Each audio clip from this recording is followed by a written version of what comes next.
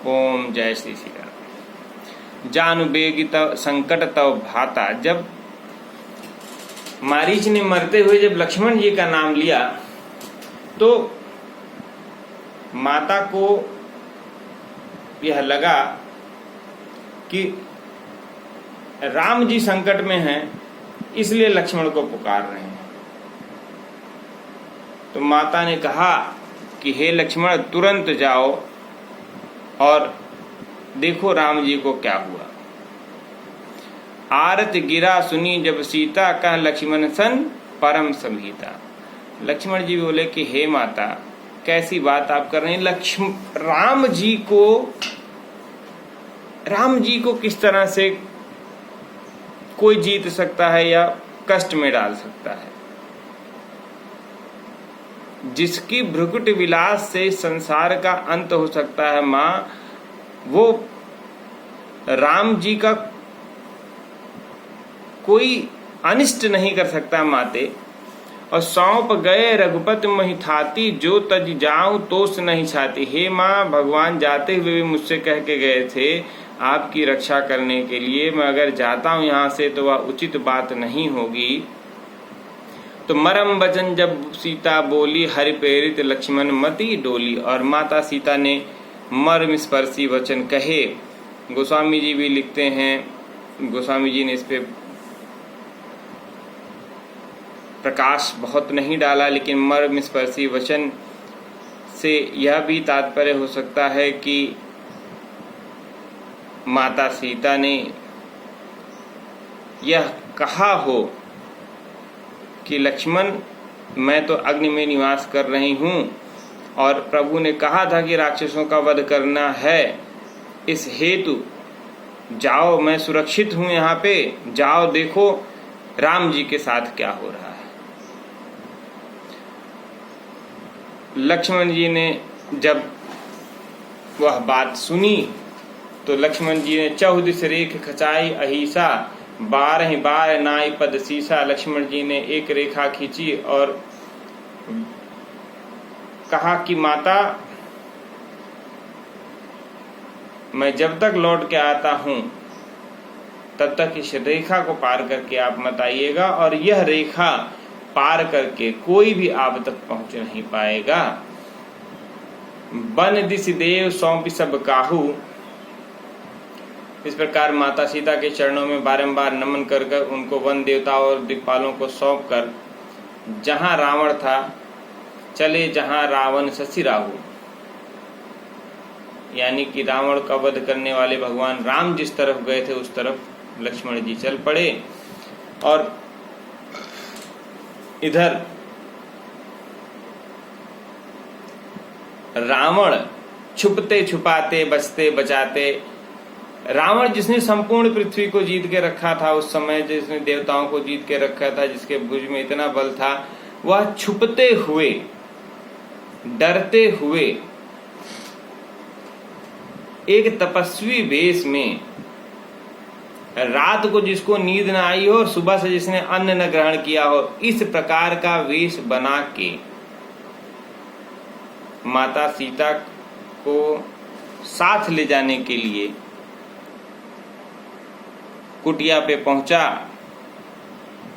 और कर अनेक विधि छल चतुराई, मांगी भीख दशानन जाई। तो माँ के पास देखिए, सबसे पहले रावण का कद ऐसे ही कैसे घट जाता है कि वह रावण जिसने सबको युद्ध से जीता है, आज वह पहले ही भिखारी के रूप में, भिखारी इसलिए मैं कह रहा हूं कि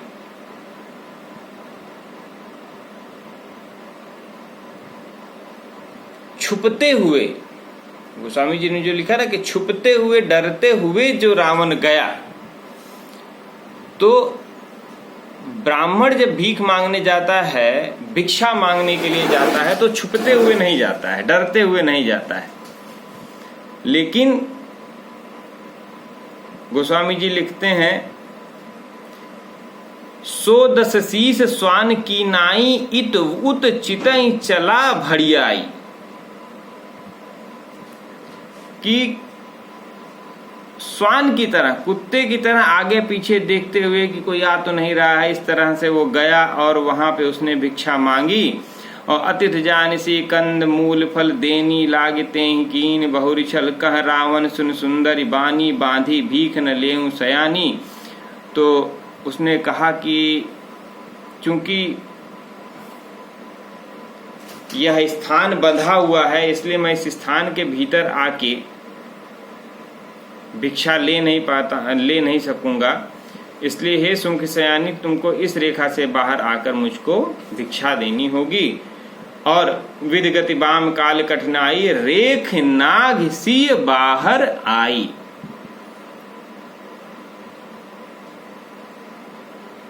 यहां फिर हम विधि की बात करते हैं कि यह देखते हुए माता सीता उस रेखा से बाहर आई, और जब उस रेखा से बाहर माता आती हैं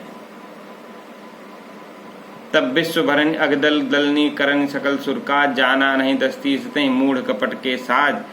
और नाना विध कहीं कथा सुनाई राजनीति भय प्रीति दिखाई कह सीता सुन जति गुसाई बोले वचन दुष्ट की नाई। तो अपना रावण ने वह रूप दिखाना शुरू किया, तमाम राजनीति की बातें और तमाम बातें करनी शुरू की। तो माता ने उसको टोका कि हे ब्राह्मण तुम कैसी बातें करते हो, तुम पतित लगते हो, तुम ब्राह्मण नहीं हो। और जब माँ ने इस तरह से कहा कि तुम सन्यासी धर्म का उल्लंघन कर रहे हो, तब रावण निज रूप दिखावा भय समीत जब नाम सुनावा। उसने अपना नाम सुनाया, तब माता सीता दिखावे के लिए भयभीत होती हुई दिखी। और कह सीता धर धीरज गाढ़ा आए गहूं प्रभु रहु खल ठाढ़ा, कि हे खल तुम रुको, राम जी आते ही होंगे, यदि तुम्हारे हाथों में बल है तो यहाँ रुको, अभी राम जी आते होंगे।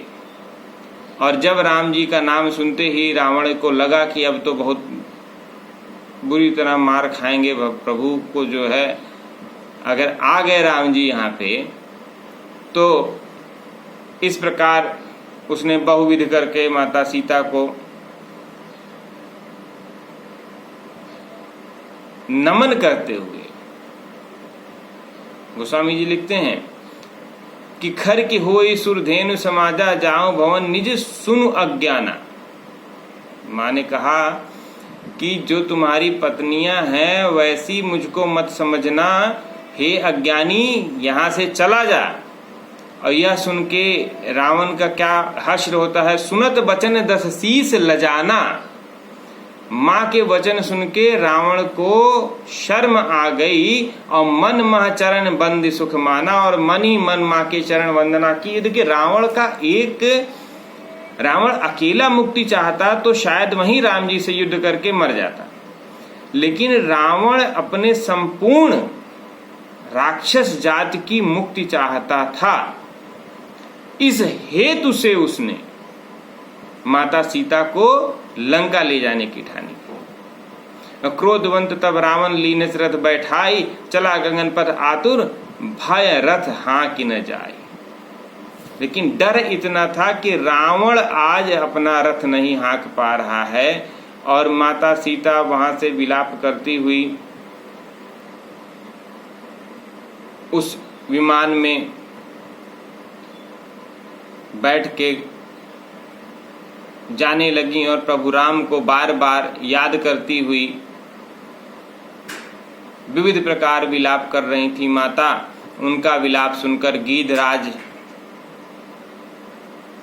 जो गोदावरी तट पे थे, जिनको मैंने अपनी कथा में पहले कहा कि गीधराज से प्रभु की दोस्ती हुई, तो गीधराज को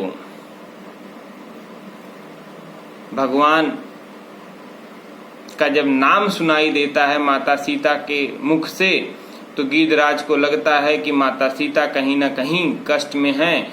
तुरंत गीधराज रावण के ऊपर आक्रमण कर देते हैं, और गीधराज को आते हुए देख को रावण को सहसा एहसास होता है कि क्या गरुण स्वयं ही आ गए हैं माता को छुड़ाने के लिए क्या। और यह सुन के जब तक रावण संभल पाता तब तक गीधराज ने रावण को पंजा मार के गिरा दिया, उसका वह विमान तोड़ दिया और माता सीता को सुरक्षित चट्टान पे बैठा के पुनः रावण से युद्ध करने के लिए जा खड़े हुए।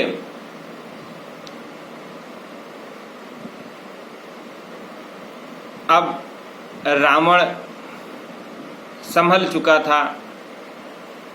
उतर न देत दशानन जोधा तबहि गीत धावा करि कोदा धरि कच विरथ कीन मरि गिरा सीतहि राख गीध पुनि फिरा। माता सीता को सुरक्षित रख के गीधराज पुनः फिरते हैं। चोचन मारि बिदारस देहि दंड एक भय मूर्छाते ही। इतनी चोंच मारी कि रावण को एक क्षण के लिए मूर्छा आ गई। और फिर रावण जब उठा अपने आप को संभाल के, तब सक्रोध निश्चर खिसियाना काढ़े परम कराल कृपाना और काटे पंख परा खग धरनी और सुमिर राम कर अद्भुत करनी। तो रावण के पास बहुत से कलाएं थी, विद्याएं थी। अस्त्र शस्त्र से रावण ने अपनी परम तेजस्वी तलवार से गीधराज के पर काट दिए। और इस प्रकार अहिविद गीधराज जी धरती पर गिर गए और भगवान का नाम सुमिरन करने लगे। और अहिविद सीतै सोलह गए हूँ बन अशोक मह राखत भय हूँ। इस प्रकार से रावण माता सीता को अपने साथ लंका वासियों की मुक्ति हेतु माता सीता को अशोक के वन में ले जाके रखा।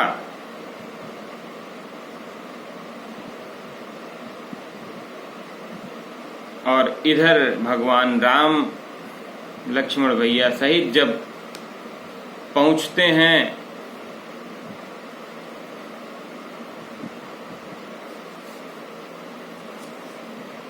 कुटिया में, तब वहां देखते हैं कि माता सीता नहीं थी।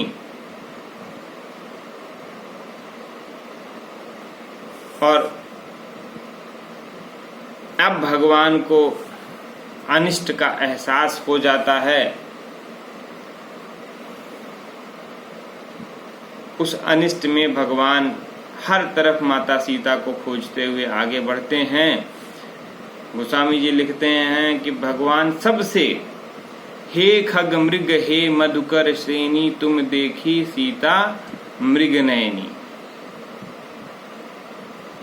वो पक्षियों से सबसे माता सीता के लिए पूछते हैं, क्योंकि माँ का ऐसा स्वभाव था कि समस्त पक्षी वृंद जितने थे सब माँ के साथ प्रेम पूर्वक रहते होंगे, ऐसा मेरा अनुमान है कि माता सीता का प्यार समस्त पशु पक्षी जड़ मानव सबको मिलता था। इसलिए भगवान सबसे पूछ रहे हैं अभी कि किसी ने देखा है क्या। इस प्रकार पूछते हुए भगवान जब आगे बढ़े, तब प्रभु को गीधराज जी मिलते हैं। सरवर अमित नदी गिर खोहा बहुविध राम लखन तहजोवा। चारों तरफ देख के भगवान आगे बढ़ते हैं तो सोच हृदय कछु कहीं नहीं आवा, टूट धनुष सर आगे पावा। आगे जाकर उन्होंने रावण को टूटा धनुष बाण जब देखा और पास में जटायु जी को देखा जो भगवान राम का स्मरण कर रहे थे। भगवान ने जटायु जी के सर पर जब स्पर्श किया तो जटायु जी की कुछ पीड़ा शांत हुई। कर सरोज सिर पर स्यों कृपा सिंधु रघुवीर, निरखी राम छवि धाम मुख विगत भई सब पीर। समस्त पीड़ा पर कटने की पीड़ा जटायु जी भूल गए। तब कहन गीध बचन धरि धीरा, सुनौ राम भंजन भव भीरा। नाथ दशानन यह गत कीन्ही, तहि खल जनक सुता हरिलीनी। कष्ट देखिए, भगवान प्रेम कितना है भगवान के नाम में। गीधराज को अपने पर कटने का कष्ट नहीं है, जितना कष्ट ये है कि माता सीता को यह दुष्ट लेके गया और मैं कुछ कर नहीं पाया। गीधराज जी बताते हैं कि लय दक्षिण दिस गयो गोसाई, बिलपति अति कुरर की नाई। और दरस लाग प्रभु राख्यो प्राणा, और चलन चाहत अब कृपा निधाना। देखिए गीधराज जी कहते हैं कि अब माँ को मैं बचा नहीं पाया तो मुझे तो वही खत्म हो जाना था। प्रभु आपका दर्शन और आपको बता सकूं कि मुझे वो किधर ले गया है दुष्ट, इसीलिए ये प्राण मैंने जिंदा रखे थे। दरस लाग प्रभु राखियों, बस आपके दर्शन के लिए इस प्राणों को रोक के रखा था। हे प्रभु अब चलने दें, चलन चाहत अब कृपा निधान।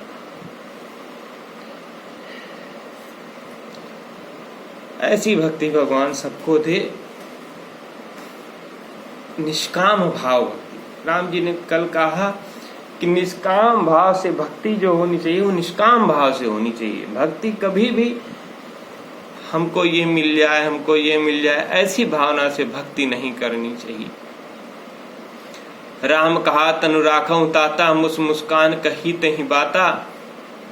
राम जी कहते हैं कि हे जटायु जी अपना शरीर रख लीजिए। जटायु जी मुस्कुराते हुए कहते हैं कि जाकर नाम मरत मुख आवा, अदमऊ मुकुट होई शुद्ध का। जटायु जी कहते हैं कि जिसका नाम मरते हुए भी मुख पे आ जाए, हे राम जी आपका नाम अगर मरते हुए मुंह पे आ जाए तो जिसने जीवन भर पाप किया वो भी मुक्त हो जाता है। सोमम लोचन गोचर आगे, और राखऊं देह नाथ कहीं खागे।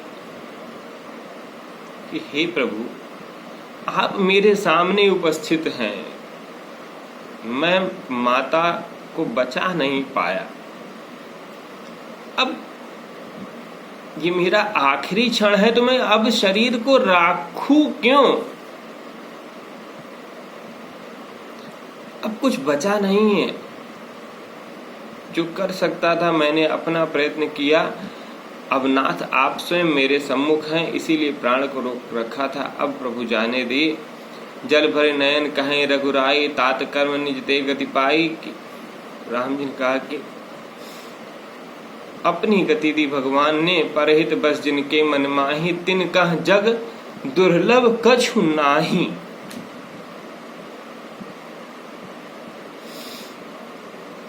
भगवान ने कहा है, देखिए बहुत सुंदर बात कही भगवान ने, परहित बस जिनके मन माही, जिनके मन में दूसरों का हित करने की भावना रहती है उसके लिए जगत में कुछ भी दुर्लभ नहीं।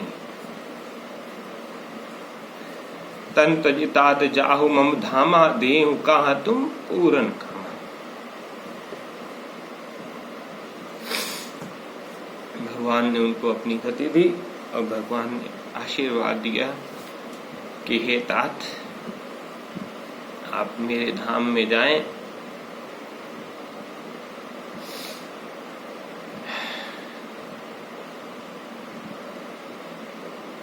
स्वामी जी लिखते हैं कि भगवान ने कहा कि सीता हरण तात जानी करहु, कहूं पिता सन जाय, जो मैं राम तकुल सहित कहीं दसानन आए।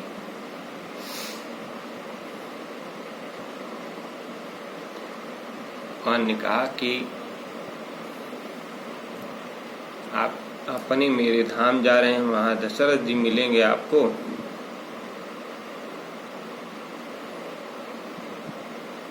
उनसे कुछ मत कहिएगा, शीघ्र ही रावण को मैं वहीं भेजूंगा और वह उनको सही समाचार सुनाएगा। इस प्रकार यह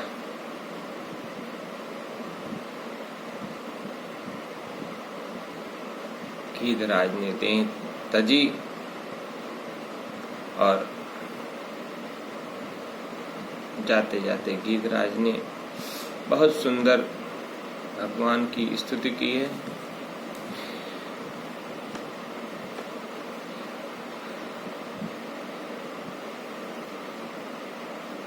स्तुति करेंगे हम लोग एक बार।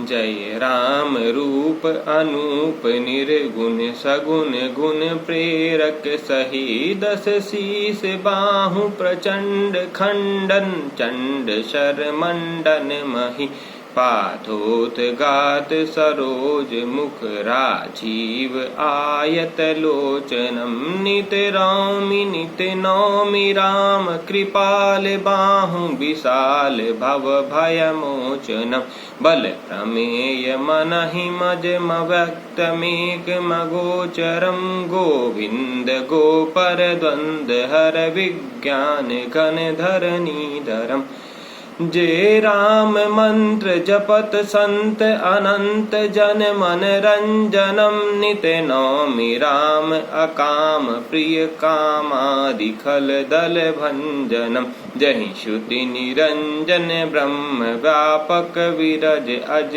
कहीं गावहि करि ध्यान ज्ञान विराग जोक अनेक मुनि जहि पावहि सो प्रगट करुणा कंद शोभा वृंद अग जग मोहि मम हृदय पंकज भृंग अंग अनग बहु छवि सोहहि जो अगम सुगम स्वभाव निर्मल असम सम शीतल सदा पश्यन्ति यम योगी जतन करि करत मन गो बस यदा सो राम रमा निवास संतत दास वस त्रिभुवन धनी मम उर बसौ सो समन संसित जासु कीरत पावनी। हे राम, सदैव आपकी पावन कीर्ति मेरे हृदय में निवास करे और हे राम, मेरे हृदय में हमेशा आपका नाम रहे। भगवान, इस प्रकार अविरल भगत मांगी बर गीत गयो हरिधाम तह की क्रिया जथोजित निज कर कीन्ही राम। और गीत राज की अंतिम क्रिया भी भगवान राम ने ही की। इस प्रकार जो गति गीत राज को मिली वह गति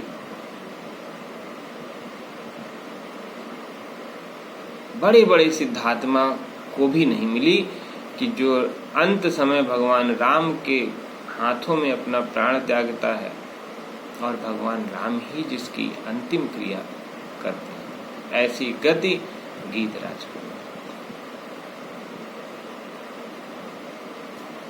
ओ जय श्री